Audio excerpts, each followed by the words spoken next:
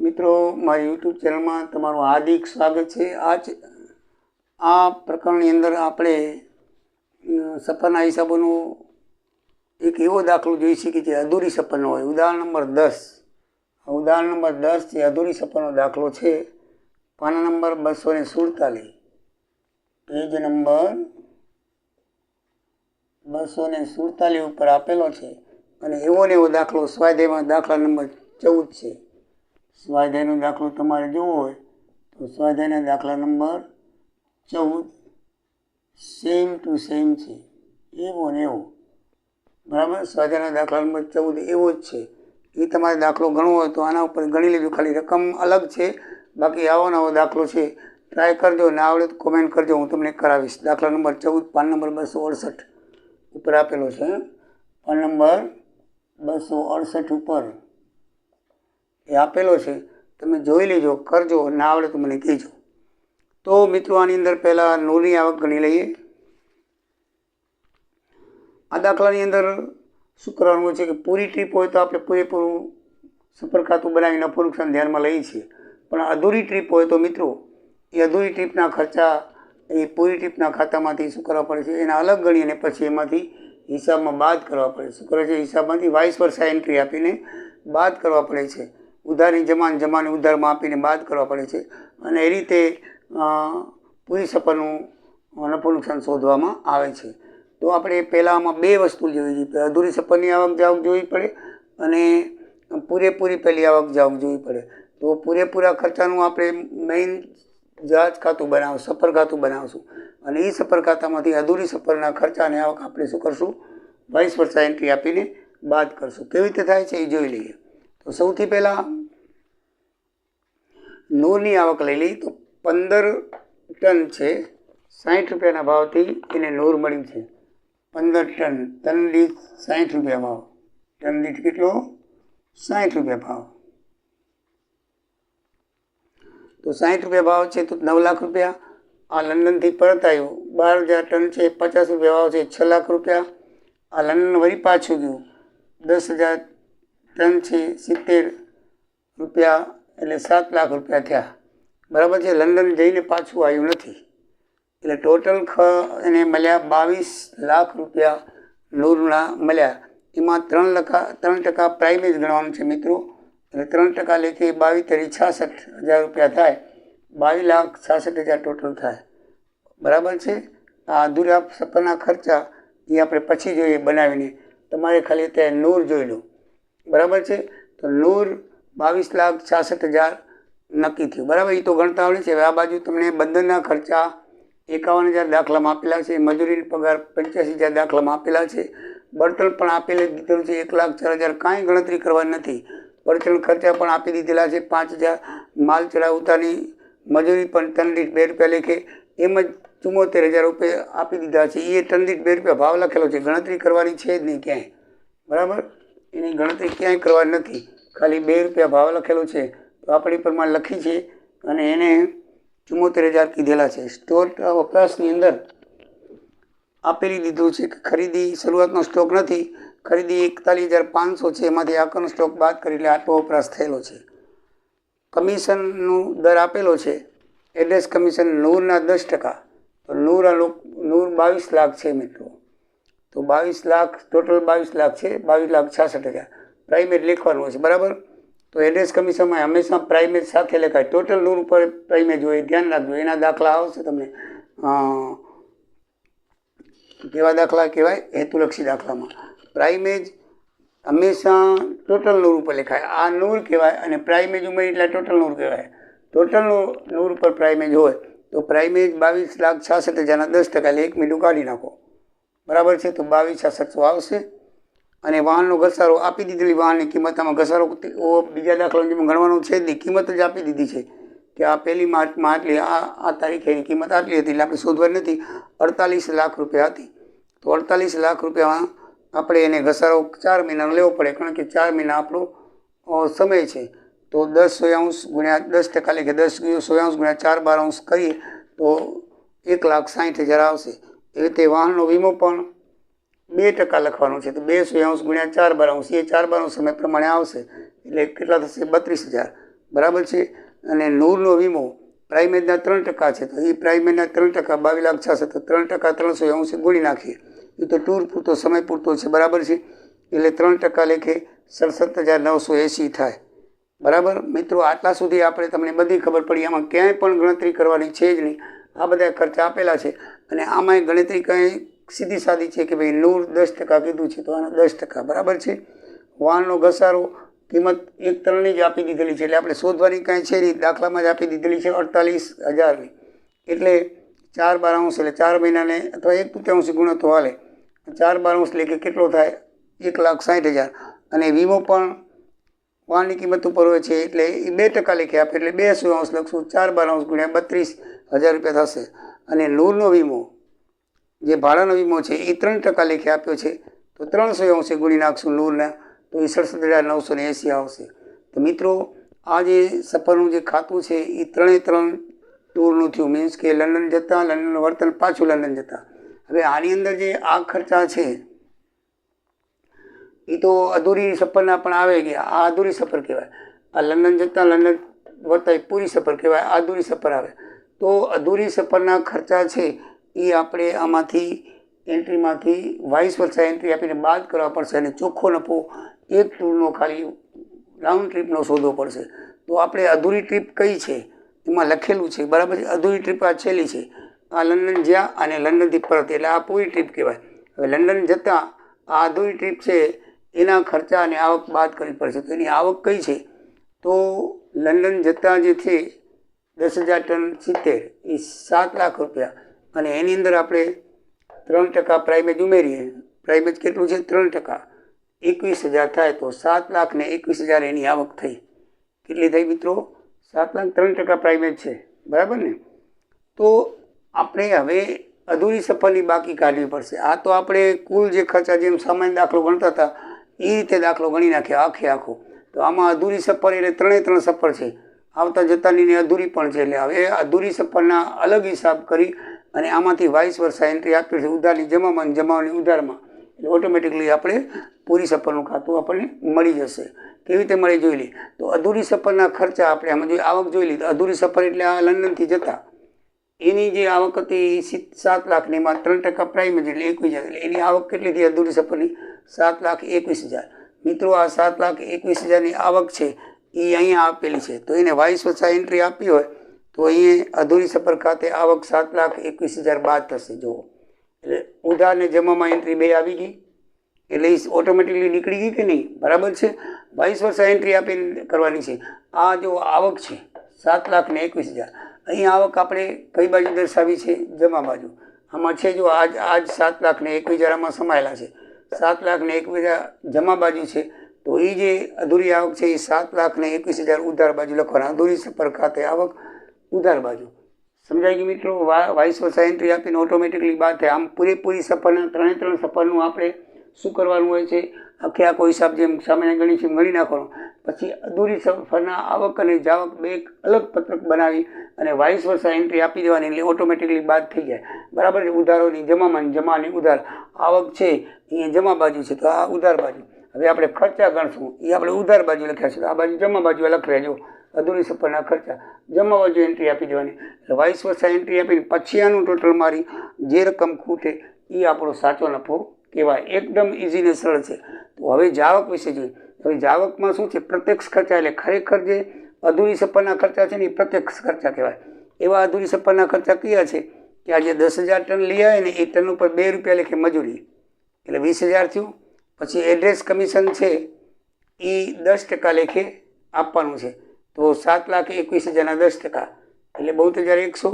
અને નૂર વીમો કેટલો છે? 3% લેખે 7,21,000 ઉપર 3% લેખે. બરાબર છે. આપણે એની આવક ઉપર લખવાના. આ પ્રત્યક્ષ ખર્ચા છે, એટલે એ પૂરેપૂરી આ જે પ્રત્યક્ષ ખર્ચા છે ને એના પૂરતા જ છે. એની આવક 7,21,000 છે, તો એને 2 રૂપિયા મજૂરી આપી છે. નીચે લખેલું છે કે 2 રૂપિયા મજૂરી આપી છે, તો એ 20,000 રૂપિયા થાય. ટન દીઠ 2 રૂપિયા દાખલામાં લખેલા છે. એડ્રેસ કમિશનનો 10% આપેલો છે, તો એની આવક ઉપર 10% લખવાના. અહીંયા કેમ આપણે 10% લખ્યા? આ ટોટલ આવક ઉપર આમાં સમાયેલા છે. મિત્રો જો આ જે ખર્ચા છે ને એ આમાં સમાયેલા છે, એટલે આપણે વિરુદ્ધ એન્ટ્રી આપવી પડશે. એ એમાં ગણેલા છે, સમાવેશ છે. એટલે હવે આપણે એની ચોખ્ખી આવક ઉપર ખર્ચા ગણી લઈશું. તો એડ્રેસ કમિશન ઉપર 10/100, પછી નૂર વીમો એના 7,21,000 ઉપર 3%, એટલે આટલા પ્રત્યક્ષ ખર્ચા એ ટૂર ઉપર એના સ્પેશિયલ અલગ છે, એટલે પ્રત્યક્ષ ખર્ચા કહેવાય. હવે પરોક્ષ ખર્ચા એવા છે કે જે આમાં હોય ને આમાં હોય. જો 51,000 આમાં છે તો 51,000 આ લેખવા પડશે, 85,000 છે તો 85,000 લેખવા પડશે, 1,04,000 છે તો 1,04,000 લેખવા પડશે, 5,000 છે તો 5,000 લેખવા પડશે. પછી માલ ચમાણ આપણે માલ ચડાવ ઉતારી મજૂરી 3 દિવસથી આવી ગઈ, બરાબર, એ આપણે આમાં આવી ગઈ. પછી સ્ટોર્સની ખરીદી 38,000 તો એ 38,000 છે. પછી વાહનનો ઘસારો 1,60,000 તો 1,60,000 છે. પછી વાહનનો વીમો 3,200 તો 3,200 છે. તો બસ પછી આ કાંઈ છે નહીં. તો મિત્રો ખર્ચા જે આ બધા છે આપણે અહીં જે ઉધાર બાજુ લખ્યા હતા એ બધા ખર્ચા અહીંયા આપણે લખ્યા. આ એક પ્રત્યક્ષ ખર્ચો છે એટલે અલગ કર્યો છે, ધ્યાન રાખજો. બાકી આ ખર્ચા એવા છે કે આના ભાગે કેટલા લેવા આમાં તો આપણને ખબર પડી ગઈ. મજૂરીના 2 એટલે પ્રત્યક્ષ મજૂરી લઈ લીધા. એડ્રેસ કમિશનમાં 10% છે એટલે આપણે આની આવકના 10% લઈ લીધા. આ નૂર વીમો છે એ આની અંદર સમાયેલો છે, એમાં 3% લખેલું છે, આ 3%. તો આપણે પણ એની આવકના 3% લઈ લીધા, એટલે પ્રત્યક્ષ ખર્ચા પૂરેપૂરા એની ટૂર પૂરતા લઈ લીધા. પણ આ ખર્ચાનું પ્રમાણ કેટલું લખવું, એને કેટલા ભાગે લેવું લખ્યું પ્રમાણસરમાં. તો મિત્રો એને એક ટ્રીપ એટલે 2 અધૂરી ટ્રીપ થાય. એક ટ્રીપ એટલે 2 અધૂરી ટ્રીપ થાય. તો 2 અધૂરી ટ્રીપ ને 1 અધૂરી, 5 અધૂરી ટ્રીપ થઈ કહેવાય. કેટલી કહેવાય? 5 અધૂરી એટલે 1/5 ભાગ એ આ ખર્ચા છે આ ટ્રીપને ભાગે આવશે. કેટલા આવશે? 1/5. પહેલાં બધા ટોટલનો ખર્ચો કરો જે આનો છે એ જ. આ તો 3 ભેગો છે, આ 3 ભેગો છે એટલે એમાંથી 1નો કાઢવો છે, બરાબર. 2 પૂરી ટ્રીપ ને 1 અધૂરી ટ્રીપ.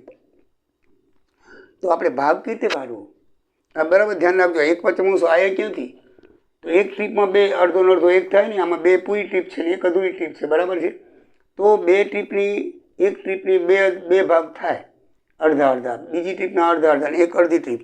2 ને 2 4 ને 5 ભાગ થાય એટલે 1/5 ભાગે આ ટોટલ ખર્ચા થાય. તો આનું ટોટલ 4,75,000 ને 1/5 ગુણીએ એટલે મિત્રો આજે અડધી ટ્રીપને ભાગે 95,000 ખર્ચા આવશે. હવે ટોટલ ખર્ચ કેટલો થયો? આ 3નો આટલો અને આ બધાનો ટોટલ 1/5 ભાગ 95,000 એટલે 2,08,730 કુલ ખર્ચા થશે. કેટલા થશે? કુલ ખર્ચા.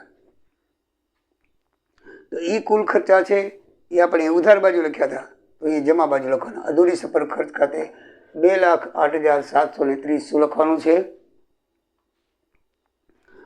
આપણે લખશું ઉધાર જમા બાજુ, બરાબર ને. અહીંયા ઉધાર બાજુ વાઇસ વર્ષા જે આવક હતી એને આ 7,21,000 અહીંયા લખ્યા.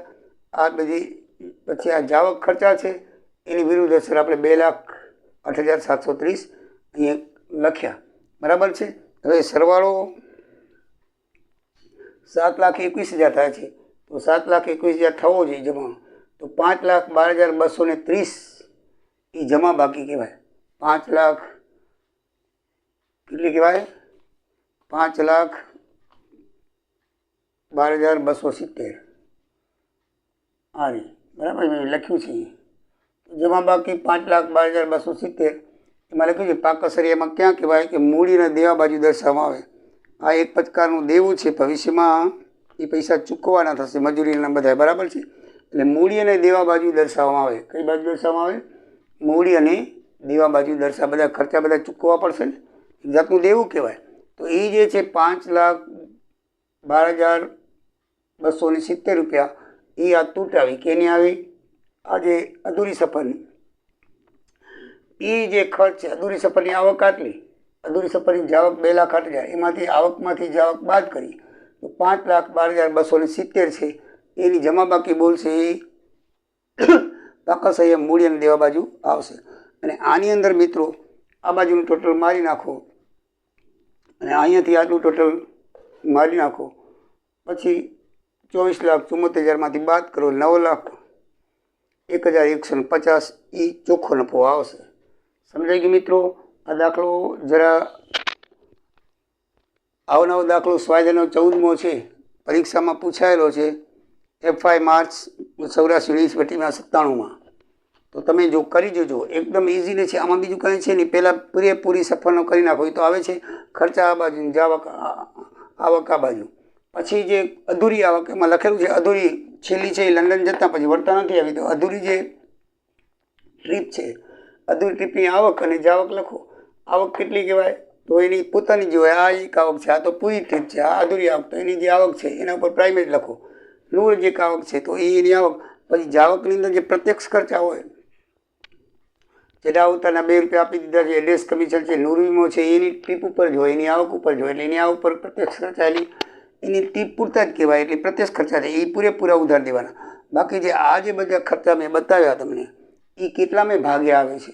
અહીંયા 5 અધૂરી ટ્રીપ થાય તો 5 ભાગે આવે છે. તો 5 ટોટલ ગણી 5 ભાગે ગણો એટલે એના ખર્ચા ટોટલ આવી જાય. એમાં આવકમાંથી બાદ કરો એટલે એની જમા બાકી આવે. એ જમા બાકી બકસર મૂડી દેવા બાજુ લેવાની. અને આની અંદર નફો, આ બધો ટોટલમાં એ નફો શોધતા આવડે છે. આ નફો નુકસાન થાય. તો મિત્રો આ ખાતું, આ સફર ખાતું બનાવી એનો જે આવક છે એ આપણે જમા બાજુ હતી. તો એ ટોટલ આપણે અહીંયા બતાવી છે. કઈ બાજુ બતાવી છે? ઉધાર બાજુ. અને ઉધાર બાજુ જે ખર્ચા કર્યા હતા એ ખર્ચા આપણે કઈ બાજુ બતાવ્યા? જમા. એટલે ઓટોમેટિકલી વાઇસ વર્ષા થઈ ગયા ને, એટલે ઓટોમેટિકલી બાદ થઈ ગયા. અને ચોખ્ખો નફો આજે મળ્યો એ એક ટ્રીપનો મળ્યો, અડધી ટ્રીપનો બાદ થઈ ગયો. એટલે આપણે હિસાબમાં આ પૂરેપૂરો હિસાબ લઈ શકીએ. પછી એ લંડનથી જ્યારે મુંબઈ પાછી ફરશે ત્યારે આ જે બાકી છે એ બાકી આગળ લાવ્યા એમ કરીને આગળ ખેંચશે. પછી જે ખર્ચા બધા છે એ પ્રમાણે હિસાબ થશે. તો મિત્રો આ રીતે દાખલો થાય છે. પૂરો બહુ અગત્યનો દાખલો છે. આવો દાખલો તમે 14મો જરૂર કરજો. 268 પાના ઉપર છે. ના આવડે તો મને કહેજો, બરાબર છે. અને તમે કોમેન્ટ કરતા રહેજો. મિત્રો ઘણા વિદ્યાર્થીઓ, આજે મેં જોયું તો વ્યૂની અંદર 800 વ્યૂ 48 કલાકમાં છે, પણ મારા હજી સુધી 400 થયા નથી. તો અડધા વિદ્યાર્થીઓ સબસ્ક્રાઈબ કરતા નથી. એવું ના કરો. તમે જુઓ ભલે, પણ સબસ્ક્રાઈબ કરો. હું તમારા માટે થઈને રાત દિવસ મહેનત કરું. અત્યારે આ વિડીયો ઉતારું છું, રાતના 1:00 વાગવા આવ્યો છે, બરાબર છે. રાત દિવસ મહેનત કરીને ઉતારું છું. તો તમે જુઓ તો તમને ખાલી એક સબસ્ક્રાઈબ કરવાનું છે, બરાબર છે. કારણ કે તમે આમ તો હું નેટનો તમારો ગુરુ કહેવા શીખવાડું છું, એટલે અને તમારી પાસે કોઈ પણ ચાર્જ લેતો નથી, બરાબર છે. અને તમે એના ઉપરથી શીખવા મળતું હોય તો મિત્રો જરૂરથી સબસ્ક્રાઈબ કરો. મને ગુરુ દક્ષિણાની અંદર મારું ઋણ તમારા ઉપર થાય જ છે. તો ઋણ ચૂકવવા માટે ખાલી એક સબસ્ક્રાઈબ ગુરુ દક્ષિણામાં માગું છું. તો એક સબસ્ક્રાઈબ આપો એટલે કાયમ માટે તમારું ઋણ મુક્ત થઈ જશો. આના પછી હું SY TY બધા દાખલા આપવાનો જ છું, બરાબર. પણ એક વખત સબસ્ક્રાઈબ એ તમારું ઋણ મને અદા કરી દેજો, એટલે મને મારી મહેનત મળી જશે. તમે ઋણ મુક્ત થઈ જશો. ગુરુ ઋણ, માતા પિતાનું ઋણ, એમ 5 પ્રકારના ઋણ છે મિત્રો. તો આપણે ક્યારેક 10 પૈસાની બોલપેન, 10 રૂપિયાની બોલપેન કોઈક પાસે ઉધાર લઈએ છીએ તો એને આપણે થેન્ક યુ કહીએ છીએ. તો હું તો તમને કેટલા બધા વિડીયોથી શીખવાડું છું મિત્રો. તો તમારે જરૂરથી એક લાઈક તો કરી જોઈએ. સાચી વાત છે કે નહીં? તમે જ કહો. તો તમે સબસ્ક્રાઈબ કરવું જોઈએ. સબસ્ક્રાઈબ કરો એટલે એ મને ગુરુ દક્ષિણા મળ્યા પ્રમાણે થશે. તો મિત્રો જરૂરથી સબસ્ક્રાઈબ કરજો. જે મિત્રો જોવે છે ને, જેને સબસ્ક્રાઈબ નથી કર્યું, પ્લીઝ સબસ્ક્રાઈબ કરો. દિવાળી સુધી 1000 મારા થઈ જાય એવી મારી નેમ છે. મને આશા છે તમે જરૂર સબસ્ક્રાઈબ કરશો. જય દ્વારિકાધીશ, જય સિયારામ.